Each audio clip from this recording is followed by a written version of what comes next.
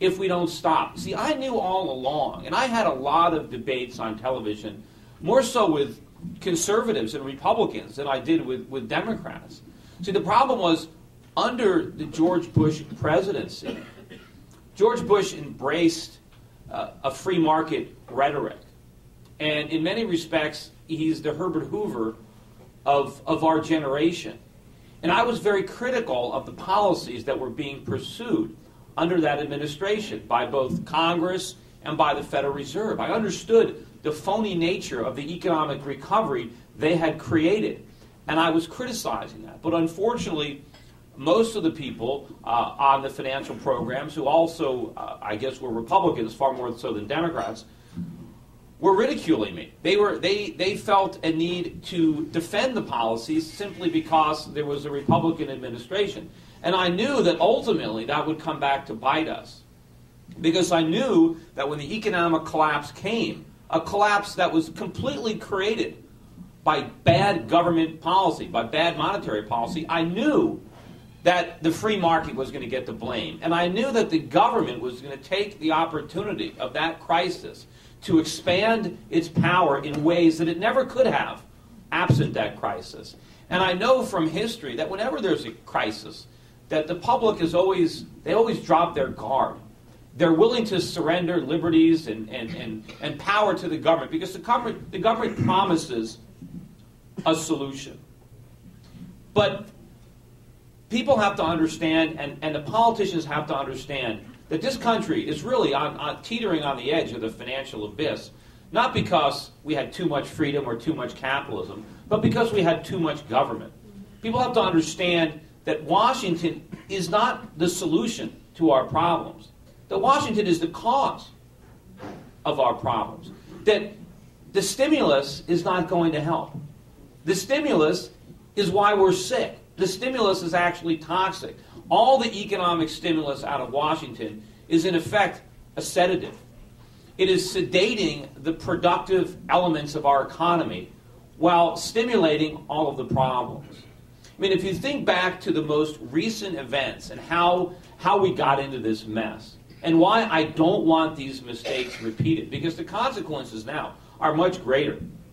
When George Bush first was elected president, he inherited a situation similar to the situation that Barack Obama finds himself in.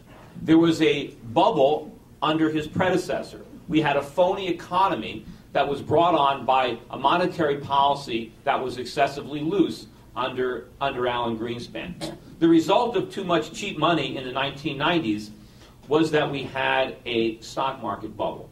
Now, I was a stockbroker. My firm was a lot smaller back then, but I was publicly warning in 1997, 1998, 1999 that there was a bubble in the stock market, that there was a bubble in internet stocks, and that the bubble was going to burst, and that when it did, we would have a rather severe recession. Well, I was right about the bubble. It burst. The market did exactly what I said it would do. But unfortunately, I was wrong about the severe recession. It didn't come.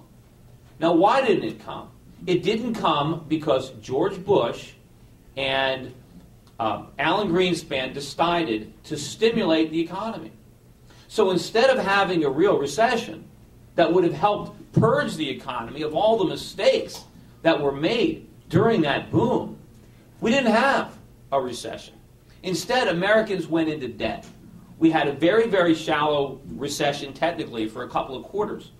But during that recession, we had record car sales and record home sales, all financed with debt. We borrowed trillions and trillions of dollars, and we spent it all. And as a result, we didn't have a recession. We had a real estate bubble. That was the consequence of the economic stimulus of Bush and Greenspan. Now we're paying the price. Now, at the time, I was warning that this was going to happen. I was writing, in 2003 and 2004 about the incipient housing bubble, about what the disastrous consequences would be when the housing bubble burst. I was speaking all around the country. I just uploaded onto YouTube the other day, if you get a chance to look at it, a speech that I gave in 2006. And I gave the same speech in 2005. in front of the Western Regional Mortgage Bankers Association. There were 3,000 mortgage bankers in attendance. And the year before that, I was on the podium with the head of the National Association of Realtors, with the president of Bank of America, with the 4 or 5 top guys in the real estate market, telling them to their faces what was going to happen, exactly what was going to happen. And nobody would listen to me, nobody would believe it. But in any event, had we not stimulated the economy, had we let the recession run its course, there's no question that it would have been more severe than the recession that we had. But nobody can argue today, with the benefit of hindsight, that we're better off, that inflating the real estate bubble was a good idea. Because now what happened when that bubble burst? Right? Look at all the financial institutions that have collapsed. Look at the deficits that we've run up. All of this is the consequence of the stimulus under Bush. And so now we have to ask ourselves, all right, what are the consequences to what we're doing right now? Because the stimulus is basically the same. The only difference between the current stimulus and the stimulus under Bush is that this one is bigger. And this one is going to do even more damage. Alan Greenspan lowered interest rates to 1%. Now they're 0. I mean, if we did all that damage with 1% interest rates, what are we going to do with 0? And Bush ran up the deficits in a Keynesian attempt to, prime the pump and stimulate the economy, and he ran deficits of the magnitude of, what, 300 or 400 billion? That's just a few months. Under Obama, we're running a budget deficit this year of close to $2 trillion. $2 trillion. And even if you look at the congressional budget